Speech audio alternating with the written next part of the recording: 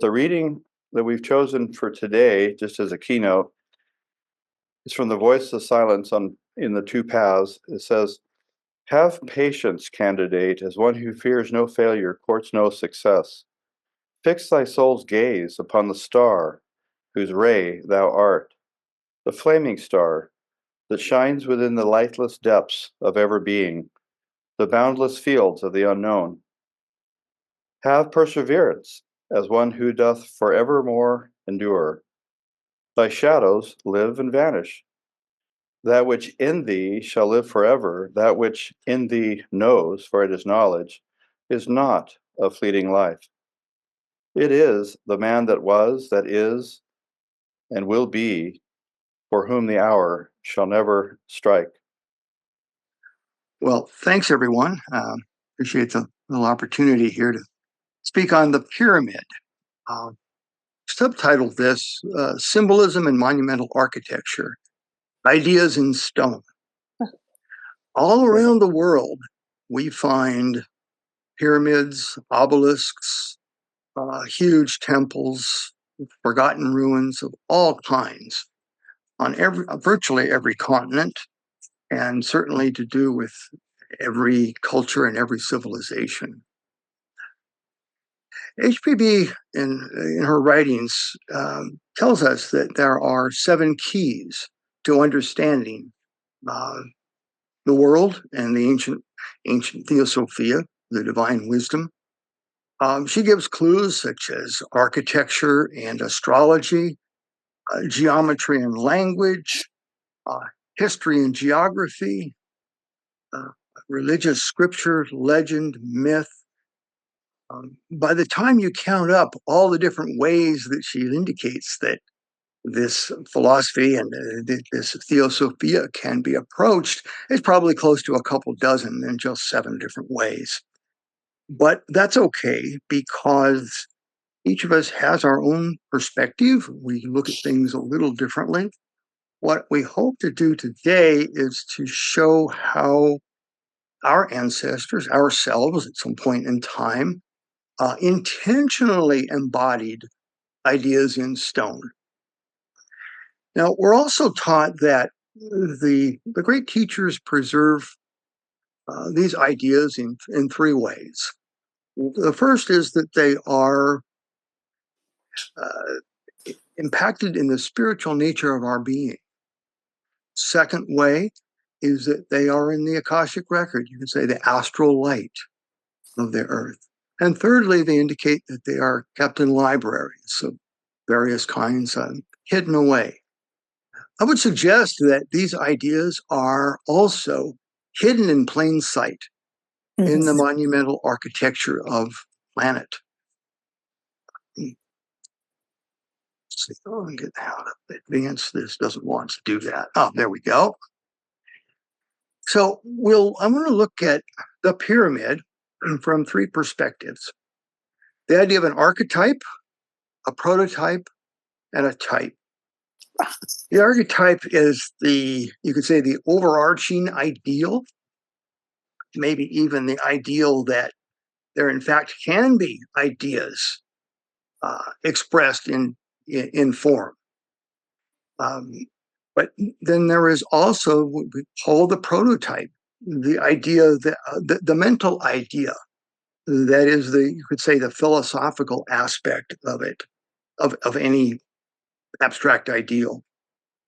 And the third way would be the actual embodiment, a type, a model, an outer expression of an inner idea or ideal.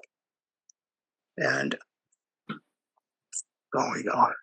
So here's our first reading. Before we get to it, though, just like to kind of pose the question, what message is being sent here?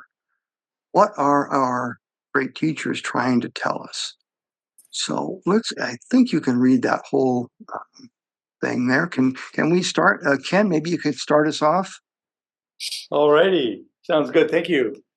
It is under the direct, silent guidance of this Maha, great guru, that all the other less divine teachers and instructors of mankind became, from the first awakening of human consciousness, the guides of early humanity. It is through these, quote, sons of God, unquote, that the infant humanity got its first notions of all the arts and sciences as well as of spiritual knowledge. And it is they who have laid the first foundation stone of those ancient civilizations that puzzle so sorely our modern generation of students and scholars. By H.P. Blavatsky, Sacred Doctrine, Volume 1, page 208. Thank you, Ken. So that really is the question.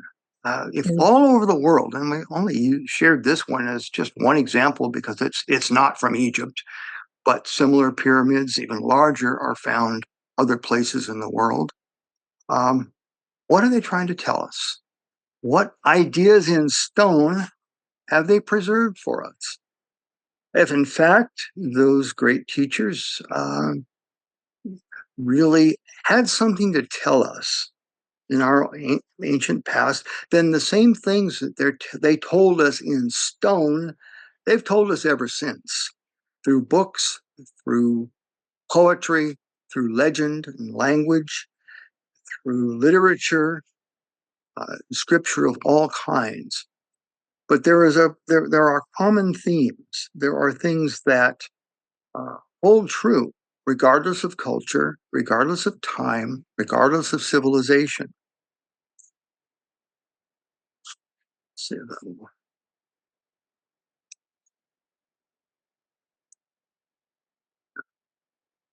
There it is. So one of the things that they've told us is that there are these immense cycles, that cycles of civilization come and go, just like cycles of human life. And both of these follow the sidereal year, that great 25,868 years, or the modern version is 25,920 years, but who's quibbling, right? It's an immense period of time. And yet there is a lot that can be learned from it. We learn about the zodiac from it. We learn about relative ideas in different times and different places that sometimes are more important than others, for example. So let's read what HPB has to say from her second volume of the SD. Ken, you want to just keep going for a couple of readings, and then we'll share again. Yes, absolutely. I certainly can. So here we have an Egyptian pyramid. Now it is claimed that it is by means of the cycle of 25,868 years, the big S sidereal year, capital S sidereal year, that the approximate year of the erection of the Great Pyramids can be ascertained. Since the Dendera zodiac shows the passage of 3 sidereal years, the Great Pyramid must have been built 78,000 years ago. This possibility deserves to be accepted at least as readily as the later date of 3,350 BC. Again, H.P. Blavatsky, Sacred Doctrine, Volume 2, page 432. Thank you, Ken. Yeah, that's a long time. 25,000 years. Our current historians and archaeologists will say that the Great Pyramids were built, perhaps 2,500 years BC, which would make them 4,500 years old. We'll get into a little bit of the issue of antiquity a little further along. But I think it's instructive to note that this is not out of the realm of logic or possibility. Even our scientists admit that humans have been pretty much unchanged in our anatomical and physiological structure for 250, 300,000 years. And yet, in that period of time, we've only built cities and monuments for perhaps 5,000 or 10,000 years. Something to consider. And yet it's not an issue that we need to be, shall we say, build a fort around. The fact that there are so many unanswered questions about the pyramids and other great structures is enough to, I think, and has kept curious minds worldwide busy for several centuries now. In fact, for much longer than that, going back at least to the time of Herodotus, 2,500 years ago, 500 BC, when he visited Egypt and was absolutely amazed, not just by the pyramids, but by other structures. There was a labyrinth. An underground labyrinth he was much more intrigued by and impressed by. And yet this great pyramid stands. Regardless of when it was built, it was regarded in the ancient world as one of the seven wonders of the world. And it was the tallest structure in the entire world up until very recent times.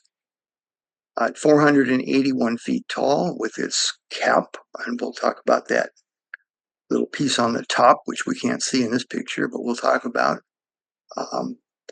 It was truly a remarkable structure, and all the other six great wonders of the ancient world have since disappeared, or are at best rubble.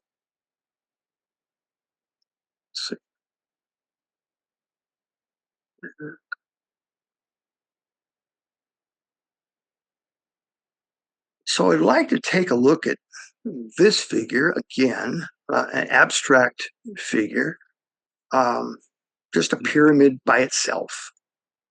And it has a four-sided base in this example, although pyramids by definition can have anywhere from 3 to however many number of sides we want to put on them, so long as they have a three-sided triangular shape on the sides.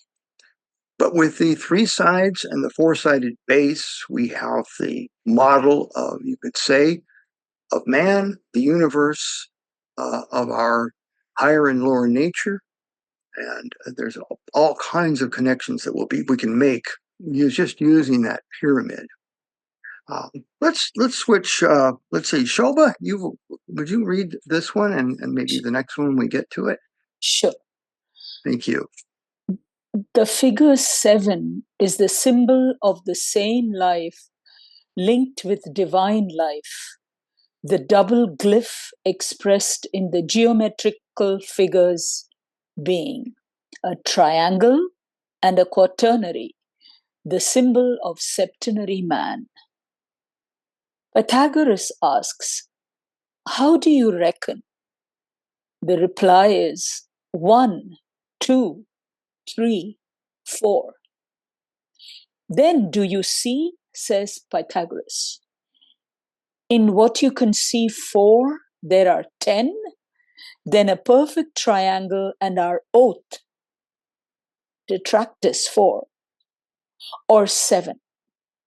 The higher triangle standing for the invisible and metaphysical world, the lower 3 and 4, or the septenet, for the physical realm. H.P. Blavatsky, The Secret Doctrine, Volume 2, 591 and 603. Thank you, Shobha. You're welcome. Yeah, Pythagoras asks, how do you reckon? And Pythagoras and Plato and all the ancients reckoned this way: 1, 2, 3, 4. Now, they didn't mean counting in the same way we think of 3 apples and 4 oranges or something. No, they perceive this as an archetype of our inner nature. It's also the archetype for the inner nature of the pyramid. When we get to the relationships within the pyramids, there are all kinds of hidden mysteries, we could say, that relate to the triangle, the square, the circle, and the sphere.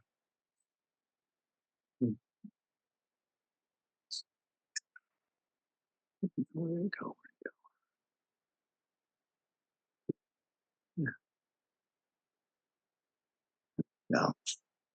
one of the ways another way to look at a pyramid is to look at the tetractys of the sacred 4 and the 3, but in a different form. Without this, it's a little hard to imagine 3 and 4 equaling 10. But if we look at it, it's pretty easy to see. We have the 3 and the 4, and we also have the 10. Well, let's read this, and we'll talk about it a little more. Go ahead, Shobha, do the next one if you would too. Thank you. Uh-huh. Tetractys, Greek, or the tetrad, the sacred 4 by which the Pythagoreans swore, this being their most binding oath. It has a very mystic and varied signification, being the same as the tetragrammaton. First of all, it is unity, or the one under 4 different aspects. Then it is the fundamental number 4, the tetrad containing the decad, or 10, the number of perfection. Finally, it signifies the primeval triad or triangle, merged in the divine monad. The one is the impersonal principal God, the 2 matter, the 3 combining monad and duad and partaking of the nature of both is the phenomenal world. The tetrad or form of perfection expresses the emptiness of all, and the decad or sum of all involves the entire cosmos. Theosophical Glossary, page 326. Great, thank you. So the 3 and the 4, that makes the 7. The 3 sides of each pyramid, and then the 4-sided square of the base. Now, that very top of that pyramid, what HPB in the glossary calls that 1, at the very, very tip of it. Let's take a look and see how the Egyptians portrayed that.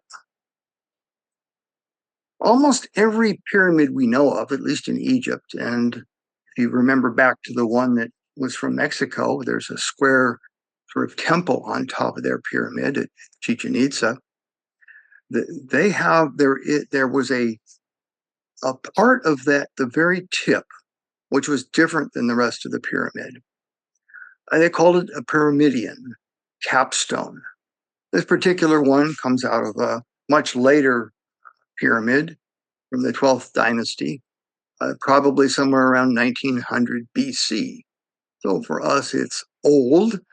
For the Egyptians, it's last week. This particular one is made out of a rose granite, probably mined at Aswan, about 500 miles or more south of the Plaza of Giza, where the Great Pyramids are. But the top of the pyramid was truncated. This one probably 4 or 5 feet tall. I guess 6 or 7 feet, maybe at 6 feet on each side.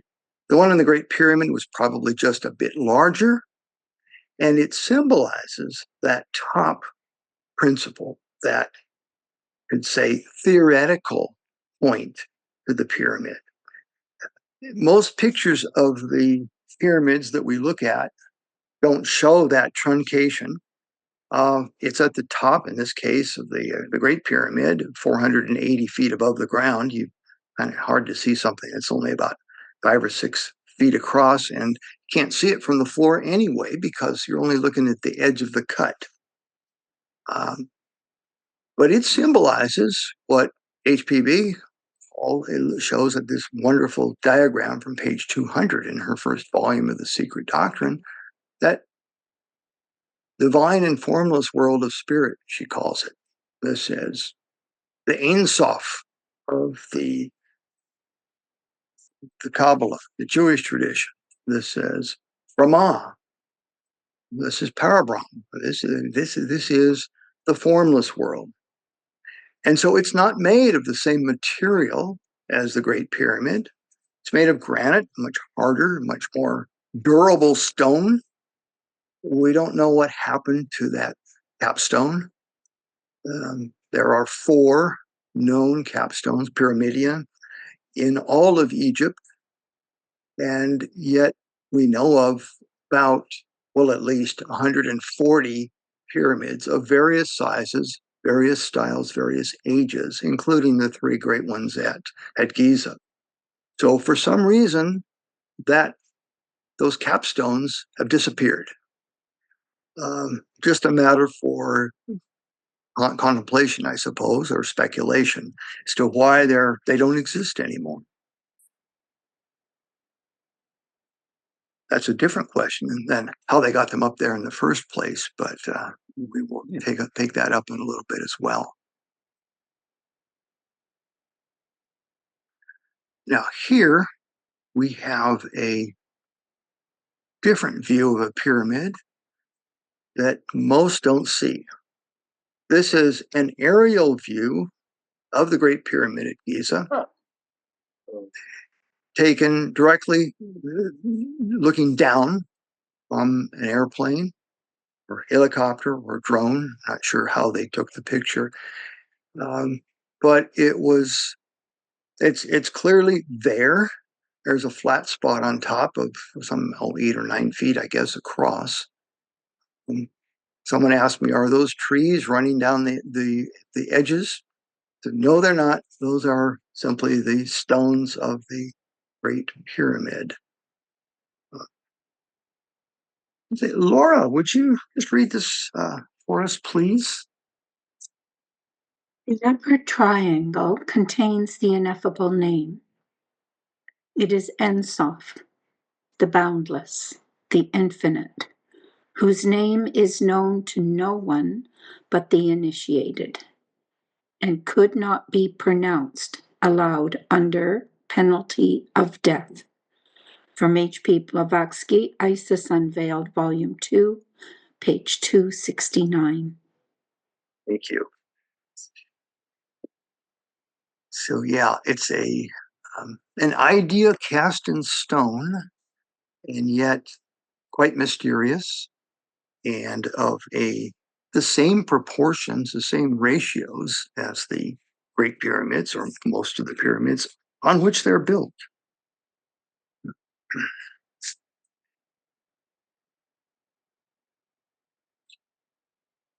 Let's see. Laura, maybe one more reading here, if you would. Okay. Thank you. The pyramid also symbolically represents this idea of the mundane tree. Its apex is the mystic link between heaven and earth and stands for the root, while the base represents the spreading branches extending to the 4 cardinal points of the universe of matter. It conveys the idea that all things had their origin in spirit, evolution having originally begun from above, proceeded downward instead of the reverse. From Isis Unveiled 1, page 154. Thank you, Laura. Sorry. So this is the Ashwada tree, is it not? Mm-hmm. Where the roots are in space or in heaven or with Parabrahm, or wherever we would like to place them, certainly upward to the one. And the leaves extend downward, the branches and leaves and trunk extend downward. Now in the Vedas, of course, the leaves are the Vedas themselves. And so many cultures have this idea of the Ashwada tree, of the upside down mundane tree, if you will. It's a very profound kind of symbol, and it allows us to think of the world in a different way. rather than just growing up from the ground. Trees also, actually, the world itself grows the other way as well. They have their origin in spirit and then proceed downward. And we see the results of that. We could say, well, that's what we see is just the bottom of the pyramid, the base, or we see the leaves, perhaps, or all we see is globe D on HPP's wonderful diagram.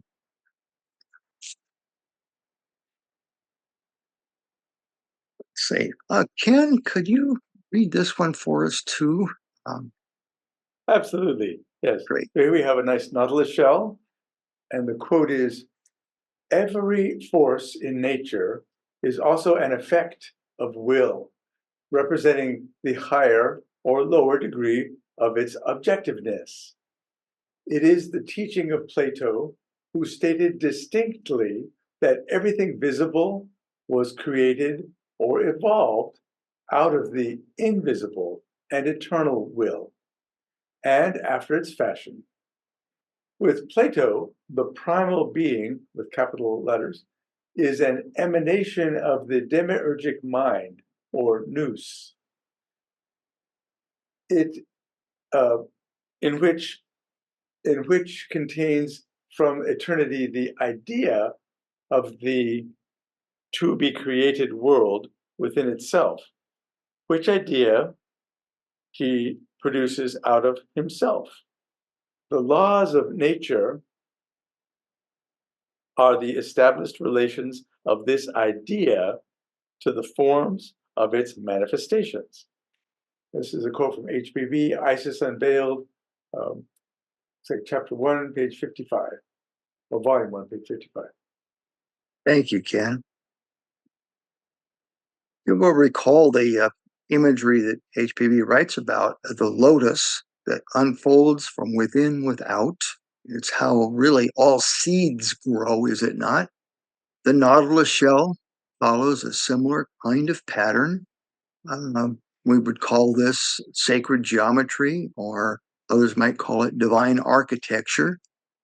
But it's there's based on mathematics, so the golden section and so forth, phi.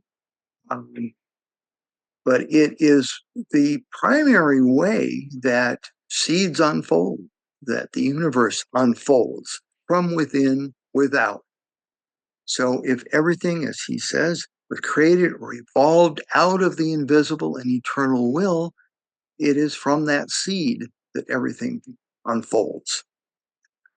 What we know of as the laws of nature, as she says, they're the relations of this form to its many manifestations.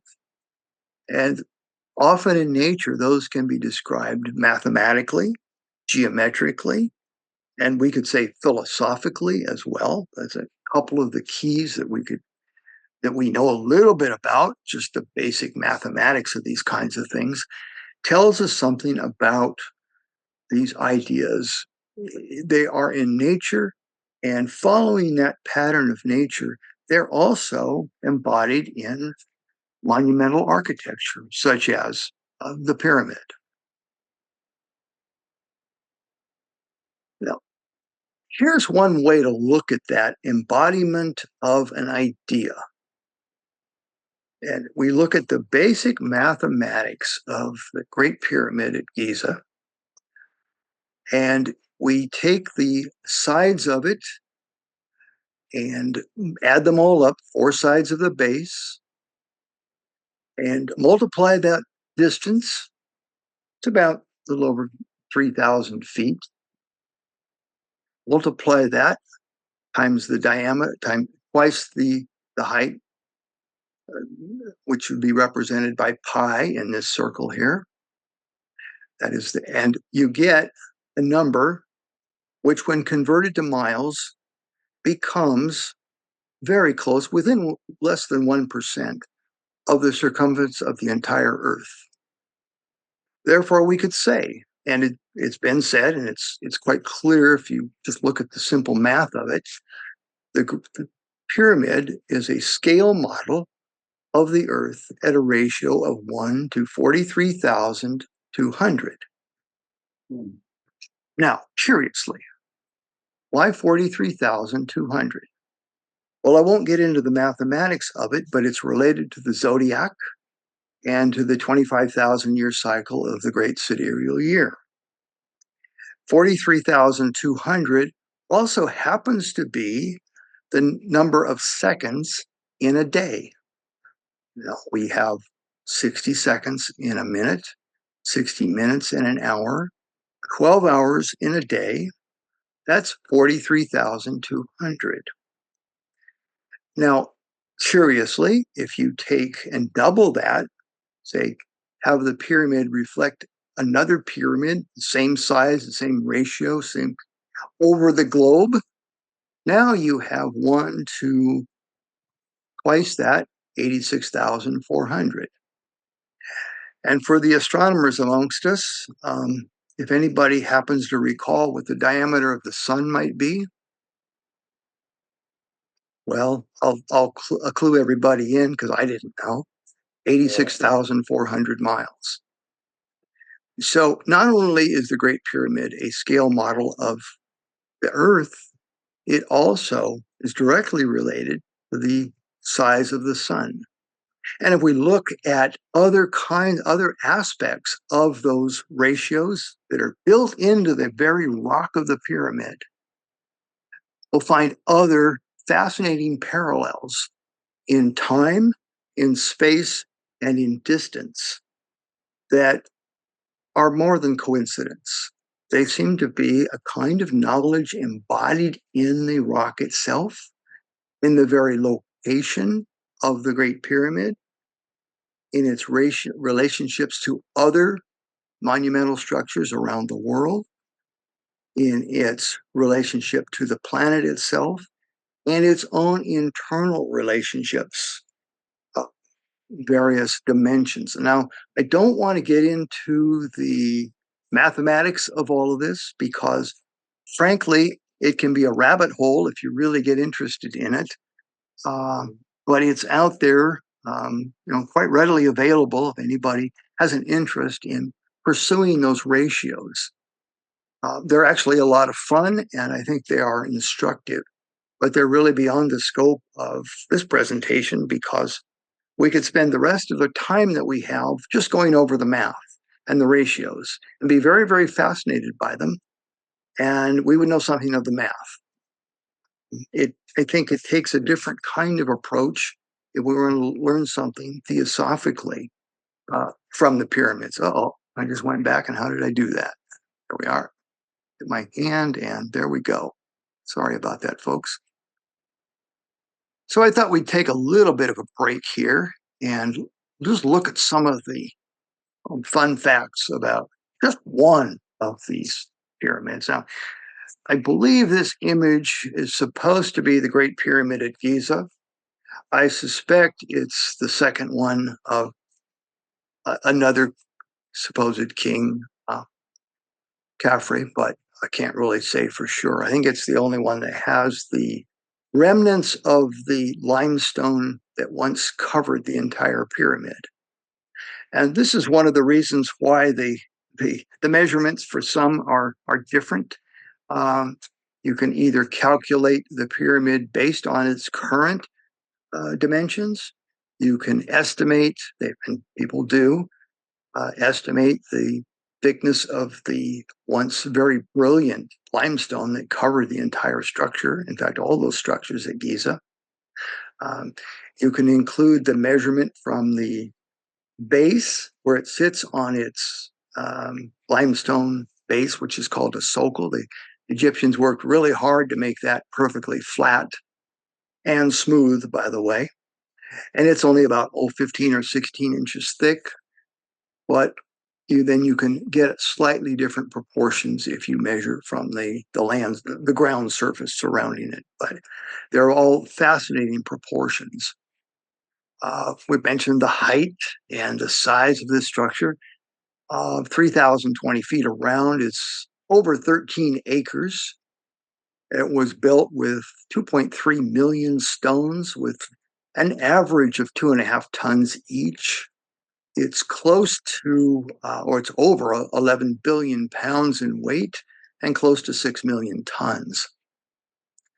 Most of it's made of local limestone, but the capstones capstone was in the King's Chamber, so-called King's Chamber inside, was quarried from granite from Aswan, well over 500 miles to the south. I've mentioned the sacred geometry, phi and pi, as a proportional model, the diameter of the earth. The Egyptian adepts, and we have to use that word because they clearly knew what they were doing when it came to building, if nothing else, is precisely aligned to true north. It's within 3/60ths of 1 degree of arc of true north. You remember from your high school geometry, a circle is divided into 360 degrees. Each degree is broken down then into 60 minutes, and each minute into 60 seconds. So this is broken down to 3 minutes of arc, or accurate. Its alignment is within 3 minutes of arc. And there has been nothing built until, I believe, the early 20th century that exceeded that degree of accuracy. The location at the 30-degree north latitude, north of the equator, of the Great Pyramid, was not just fortuitously chosen, it was precisely chosen. If you extend, and I wish I had a way to show it, but if you think of a compass and extend each of the cardinal points, north, south, east, and west, around the globe, do the same thing with the ordinal points, that is northwest, northeast, and so forth. You have 8 different lines extending out. Those lines pass through the largest possible landmass on the planet. It's just one of those amazing things, the location, the structure, the precision, the sacred geometry, the occult geometry of the pyramidion, the exact ratios of the sides are more than just the practical limits of construction.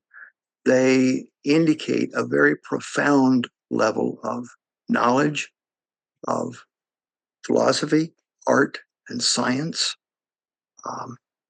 We can infer this from the mathematics, the geometry of the pyramid, and also from Blavatsky's writings. And some of the clues that we've gotten from her writings are very instructive. They tell us a lot about the pyramids and their purposes.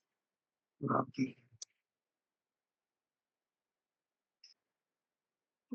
see. Shobha, let's read this here. It's also instructive of the symbology of the pyramid. It kind of goes along with what I've just been talking about a little bit.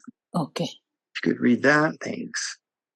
The first solid figure is the quaternary, symbol of immortality.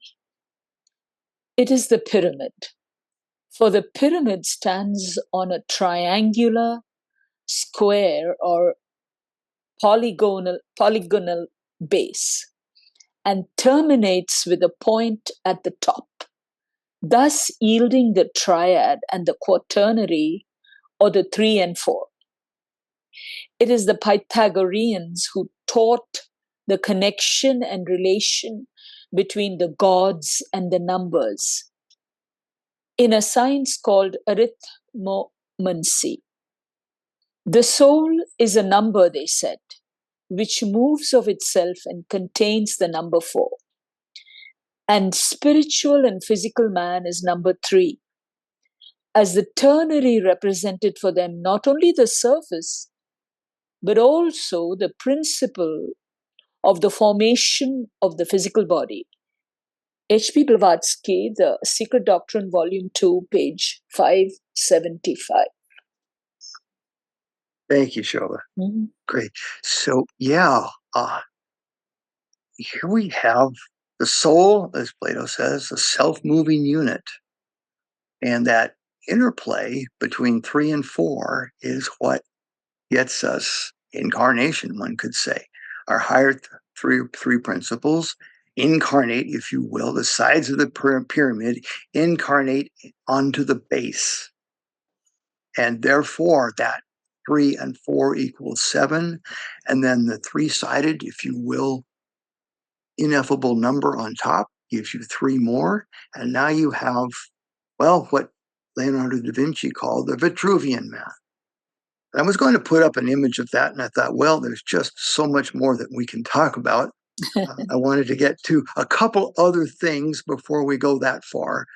That in itself, the relationship between the human form and what we could call occult physiology or occult geometry is far beyond what we can talk about. Well, there's time for when talking about the pyramid. But this particular diagram I kind of like because it gave another ratio, which won't have time to get to, but it's encoded in the Great Pyramid, a ratio between the radius of the Earth and the radius of the Moon. And it's all there in the geometry of the pyramid. So I wanted to get to this little diagram here and talk a little bit about one of the purposes, probably many purposes of the Great Pyramid. It's because we ask at the beginning, why did the adepts go to the trouble to embody so many ideas in stone? What were they talking about? What was their purpose? And I think this gives us a hint at just one of those many purposes. Let's see, Laura, can you read this one for us, please? For countries of the Orient, wherever magic and the wisdom religion are studied, its practitioners and students are known among their craft as builders, for they build the temple of knowledge, of the secret science. Those of the adepts who are active are styled practical or operative builders, while the students or neophytes are classed as speculative or theoretical. The former exemplify in works their control over the forces of inanimate as well as animate nature. The latter are but perfecting themselves in the rudiments of the sacred science. HPB, Isis Unveiled, Volume 2, 392. Thank you, Laura. It's a wonderful distinction that there are the master builders, and there are those that try to study that work and trying to perfect themselves. Well, HPB indicates that that was one of the purposes for the Great Pyramid at Giza. This is just, I think it's an artist's rendering, and I probably couldn't do it as well, so we'll go with it. Just a side view of the interior of the Great Pyramid of Giza, which, by the way, was named after a supposed king. And in the 19th century, they called that little box in the middle of it the king's chamber, but there's no evidence that there was ever anything done there that had to do with the king. There's also a so-called queen's chamber down below, which had nothing to do with the queen, but just handy names of things. The entrance is to the right, and there are a couple of long, narrow hallway, really passageways. You have to stoop to go through them. And just to get into the grand gallery. And so I wanted to put a different slide before this one, but that's okay. Let's see. Laura, maybe you would read one more here, and we'll take both of these together here, if you would. Sure. Uh-oh, Nope. I went too far. Sorry, maybe I can go back. Let's try that. There we Okay. go. Sorry. The king's chamber in Cheops pyramid is thus an Egyptian holy of holies. On the days of the mysteries of initiation, the candidate, representing the solar god, had to descend into the sarcophagus and represent the energizing ray entering into the fecund womb of nature, emerging from it on the following morning. He typified the resurrection of life after the change called death.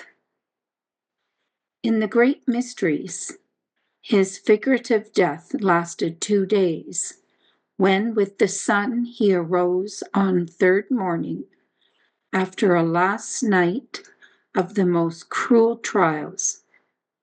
While the postulant represented the sun, the all-vivifying orb that resurrects every morning, but to impart life to all, the sarcophagus was symbolic of the female principle.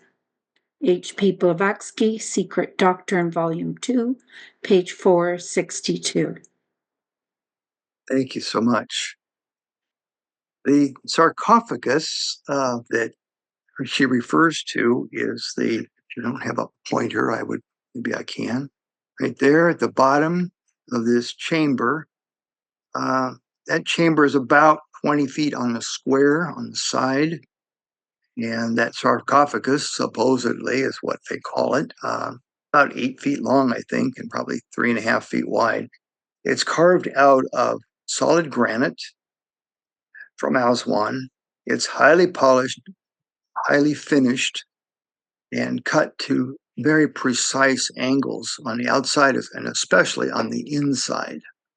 How they ever got it there is kind of hard to know because it's close to 140 feet off the ground. The moderns have speculated that it was meant to be a burial chamber, a burial sepulcher. But if you know anything about the Egyptians, they buried everybody underground. That's just where the body went back to.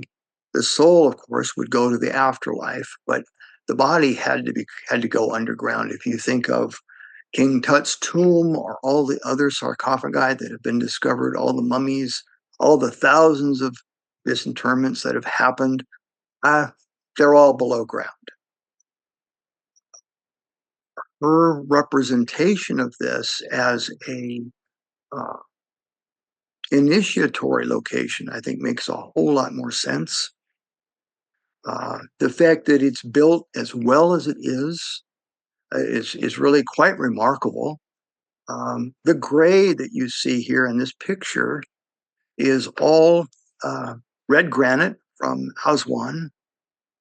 Those stones weigh anywhere, the smaller ones are probably 15 or 20 tons. The larger ones, 50 to 80 tons, it's estimated.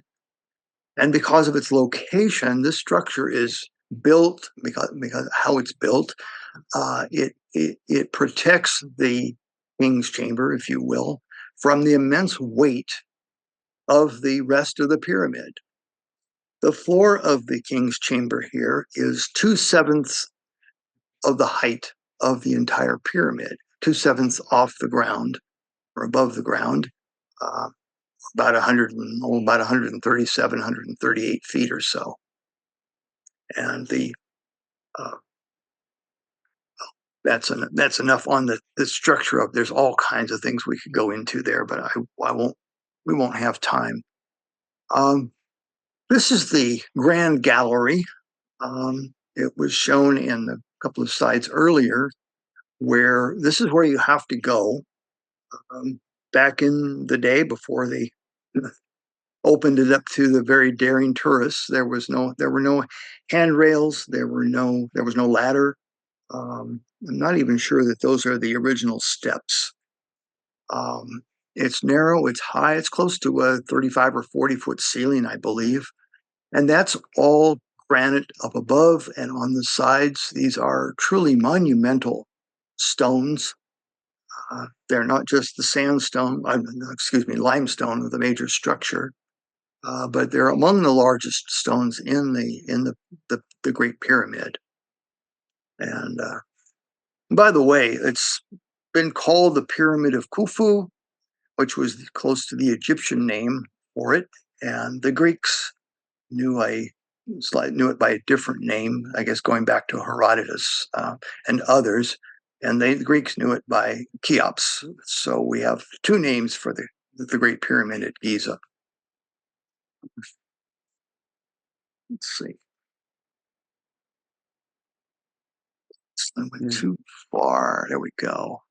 Let's read a little bit about what she says about Herodotus and this wonderful king's chamber here. Here you can see it in the red granite. You can see the sarcophagus, and it's been chipped on one side, but it's very heavy. I think it's estimated at 5 or 6 tons, at least. Again, one of those numbers you wonder how they're able to do it. But Ken, would you do this reading for us, please? Yes, absolutely. Thank you. Herodotus did not tell all, although he knew that the real purpose of the pyramid was very different from that which he assigned to it. Were it not for his religious scruples, he might have added that externally it symbolized the creative principle of nature and illustrated also the principles of geometry, mathematics, astrology, and astronomy. Internally, it was a majestic fane in whose somber recesses were performed the mysteries, and whose walls had often witnessed the initiation scenes of members of the royal family. The porphyry sarcophagus was the baptismal font, upon emerging from which the neophyte was, quote, born again, unquote, and became an adept. From H.P. Blavatsky, Isis Unveiled, Volume 1, page 518 to 19.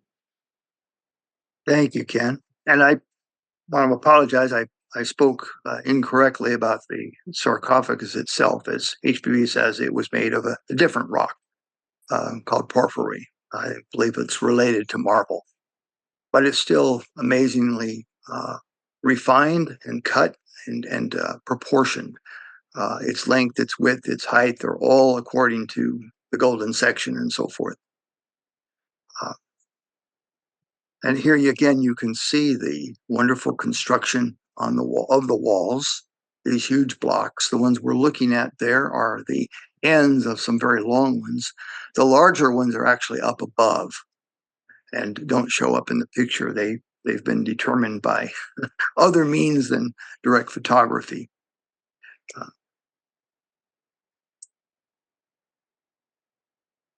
So this kind of summarizes what we've been talking about.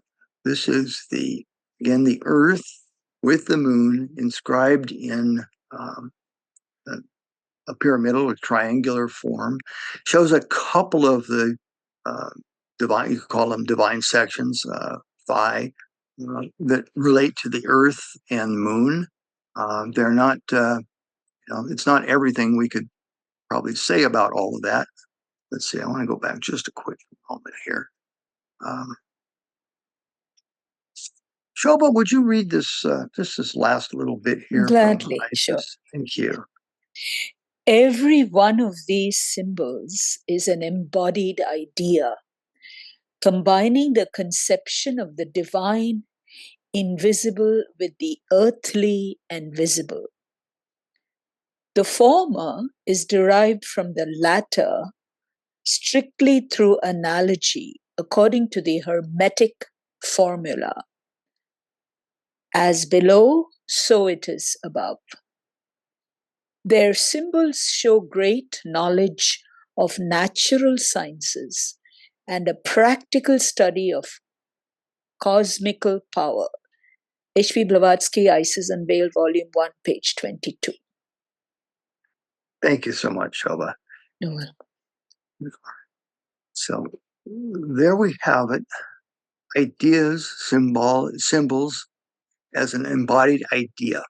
They're literally in stone, pretty much in perpetuity. Whether they've lasted 5,000 years or 78,000 years, they still stand as educational tools, as trans-cultural, trans-civilization transmitters of abstract, ideal, philosophical, practical, scientific, mathematical, geographic, astronomical knowledge. They are, as she says, that great knowledge of natural science was required to build these things. They were, and as she indicates, actually at the end of a longer period of development of civilization, and in fact were built by the descendants of the Atlanteans. However one would want to look at that, it is still a remarkable set of structures, not just this one that we've chosen to illustrate, but the idea of monumental architecture as embodying philosophical, religious, scientific principles is a really powerful one, and one that transcends, literally transcends space and time and distance and ideas, so that we look at them with fresh eyes every generation. And they have, and Egypt itself has been a great inspiration to cultures as far different as Chaldea and Rome and Greece and our own time. So that's the pyramid as a symbol of ideas in stone. It's really what we could call a truly embodied philosophy. If we look at everything that we can with regard to these great structures, they are very, very educational and profoundly inspirational. I think they are a part of our heritage that we don't know enough about, and we haven't yet figured out how to relate them to other structures or to our own history or to ourselves. So with that, I will ask, maybe there are questions. There is so much that we didn't touch on, and I have no pretension of knowing anything more than that, what a little bit I've been able to share and quote. Thank you very, very much, Wes. Very top notch. Thank you very, very much. I was wondering, let's put it this way, it was occurring to me as you were speaking that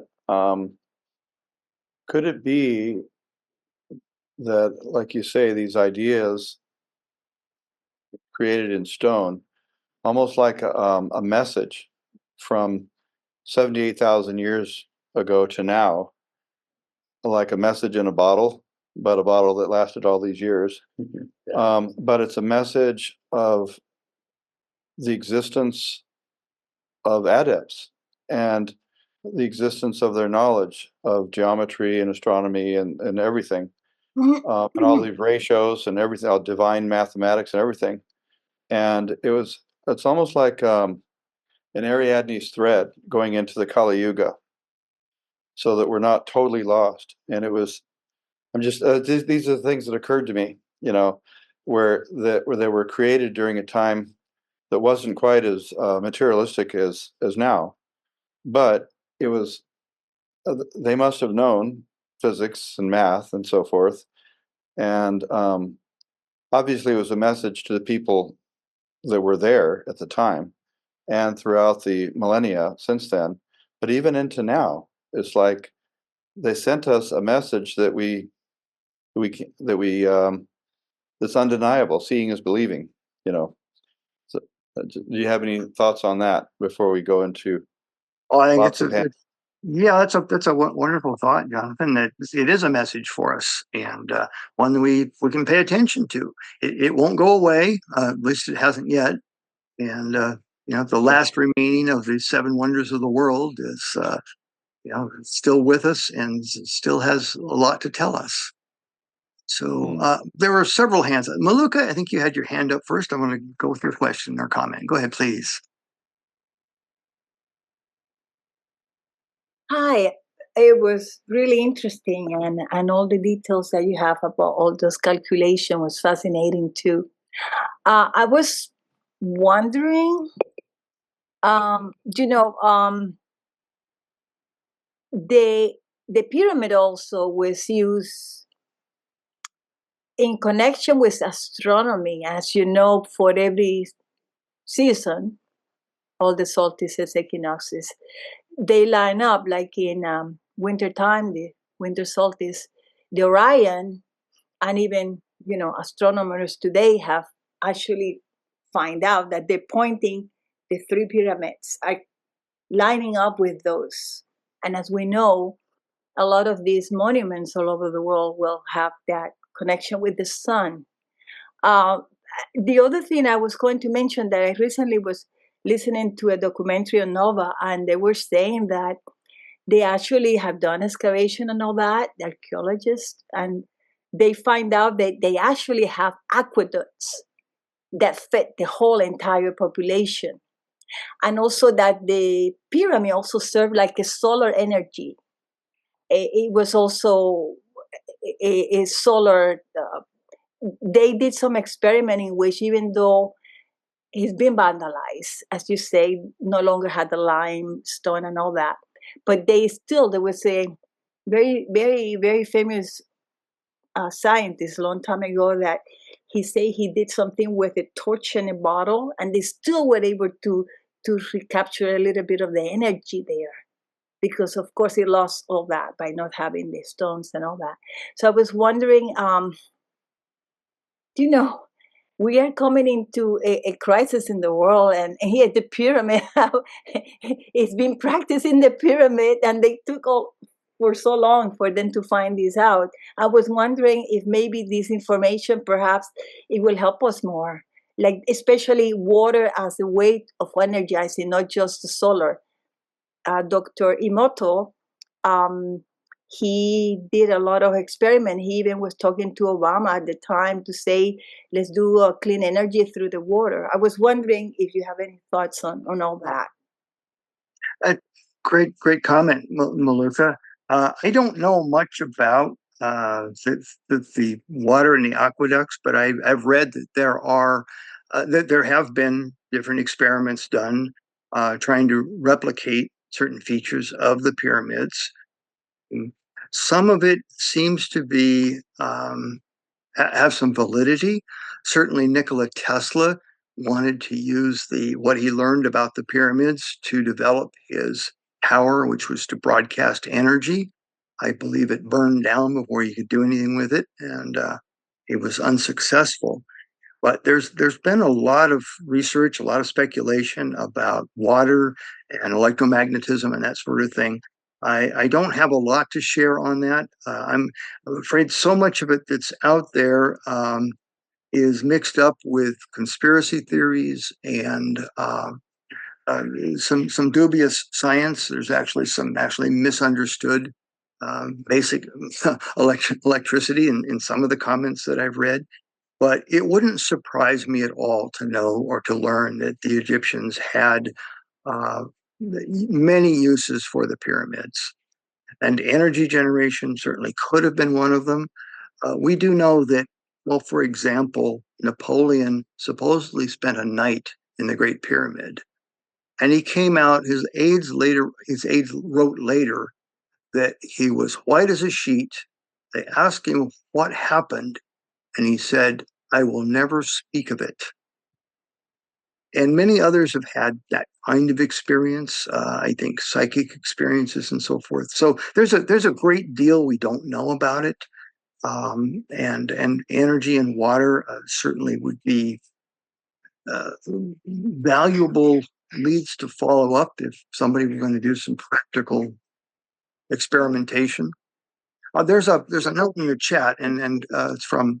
I just want to read a bit of it here from Truth, who can't call in, but he's able to listen, indicating that the land of Chem, which is the ancient name of Egypt, we get our term chemistry from that.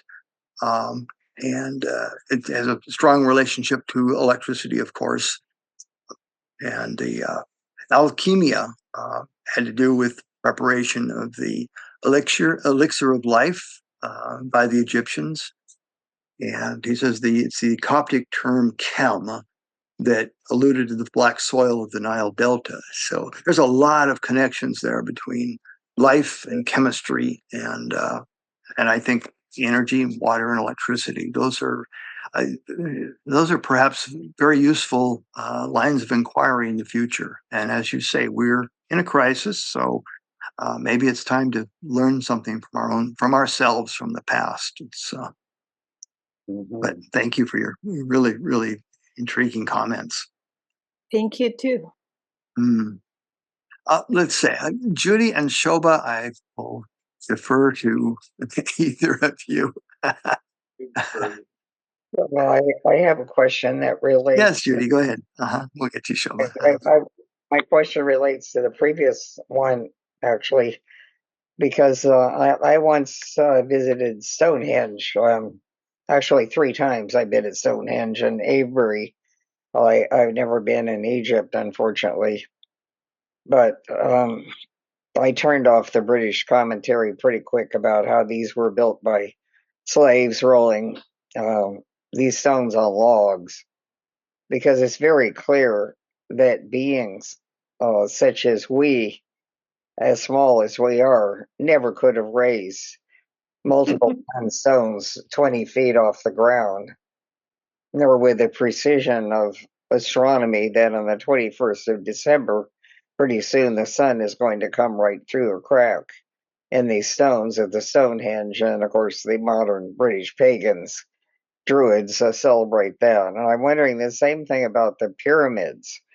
If there were not beings who knew the secret of magnetism, descendants of Atlantean adepts, who raised these stones to build the pyramids, because it's just ridiculous. Movies show Hebrew slaves being forced to build them, but that, even according to their own chronology, was more like 1200 before the Common Era, much too soon. And of course, we don't know how old the pyramids are, but I think it's more likely that they're some of them go back to 78,000 or 50,000 years than just 3,500 BC. The datings aren't very accurate. So I just wonder if you could comment on this, because there must be a way of understanding magnetism to raise bodies. Well, it's one of those mysterious sciences. HPV talks a lot about biomagnetism and so forth in her works. I will say that the theory that slaves built the pyramids, I think, was first advanced by Herodotus, because it was an outer, as HPV indicated in the little reading we had, it was a cover. It was a blind. And honestly, archaeologists today do not think the pyramids were built with slaves. That's a long since disproven. They think that they were built by a very willing populace that was well fed, well cared for, and had a real personal investment in the success of the project. Now, whether that took place 2500 BC, 3500 BC, or 78,000 years ago, it's a different question. Your point about rollers and brings up the fact that supposedly the Egyptians didn't have the wheel.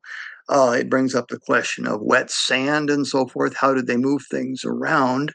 And there's plenty of speculation, and probably some of it barely plausible that wet sand does help move things, and they could certainly have floated large stones. The question is, it's not just 20 feet in the air, it's 50, it's 100, it's 150, it's 250, it's 450, it's 481 feet in the air. You have to get stones, really big stones. These stones weighed an average of 5,000 pounds. 2.5 tons is the average size. The blocks of the inside, those giant ones at 50 and 80 or maybe more tons, they're estimates, just it doesn't fit. You can't slide the stones that large. And similar, even larger stones have been quarried in antiquity. At Baalbek in Lebanon, northeast of Beirut, there is the Temple of Jupiter that sits on top of an ancient base, and the stones there are between 100 and almost 1,000 tons each. And they're red granite, and they were quarried at Aswan, the same place that the Egyptians quarried their stones. But these are precisely cut, precisely aligned, and incredibly fit together and measured. And the Romans came along long time afterwards and built a temple to Jupiter, I believe, on top. And the difference between the ancient structure and the quality of the Roman work is very noticeable. And that's a feature you find in South America, Central America, many places around the world. The oldest known structures are the most sophisticated. They're the most difficult to imagine how they were built. The stones are too precisely aligned and so forth. And that's pretty much universally true. So I don't know how we benefit from that knowledge, but I think you raised some good questions. If they couldn't have been built the way we think they were, then at least our minds ought to be open to alternatives. And Maluk had suggested some of those things, perhaps, and you've alluded to them as well. So I think it could be a very productive line of inquiry. No doubt some of the adepts are experts in these areas. Others are experts in other things. And perhaps at the appropriate time, we'll learn more about the hidden side of the science of pyramid building or of building monumental architecture structures. Technically our time is up, but let's take one more question from Shobha. Okay. Sure. Go ahead, Shobha. Yeah, please. I'll be quick. Thank you so much. This was lovely, Wes. So much information. My question is, and a comment is about the truncated pyramid. How did that happen? And if it was deliberately done, it sounds fascinating, because the apex is supposed to be the one. And because we probably shouldn't talk about the one, it's so sacred, it probably got truncated. I don't know. It's just my idea of the truncated pyramid. So if you have any comments about that. Well, I think they probably did it partly for aesthetics. It looked pretty neat up there on top. There may have been some kind of a polish or coloring on top of it. They certainly had the limestone, highly polished limestone, on the outside of the Great Pyramids until about the 13th century of our time.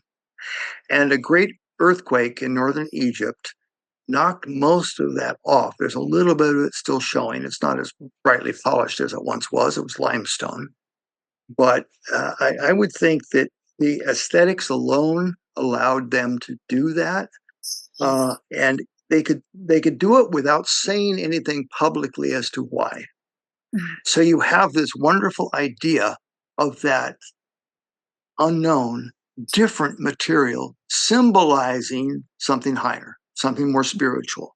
And so it's very abstract, and only those that have been told it, like us, HPB tells us what that was for, we probably wouldn't come up with it on our own. So I think it was intentional, and I think it had many, there are layers of meaning and layers of explanation and layers of symbology in all these things. So that was one of the ways that they could hide something in plain sight. Mhm. Uh, Thank Russ, you. Thank you. Russ, we are just all so grateful for your magnificent and beautiful presentation. And it just reminds us of these, especially what you were talking going into about the ratios of, the sun, the moon, the earth, and all these things. It just seems to point to I guess you could say the ratios perhaps of the inner life, of the ratios of the unmanifest to the manifest, like that tree that you show, the tree of the mundane tree, etc. And so we are just really, really grateful for this presentation. And just a fun fact, I looked up the tallest building in San Diego just now because you can do the internet, right? And it's 500 feet. So about the same as that 480-foot pyramid that you were just talking about. San well, Diego's not, yeah, yeah, go ahead. it wasn't the height. The height was equal, probably close to well, there are, I think the largest, tallest buildings in the world are several hundred stories, I believe, in Saudi Arabia or somewhere. Yeah. But it was what hasn't been equaled or hardly barely equaled was the precision alignment Yeah. to north. That was what Yeah. was not.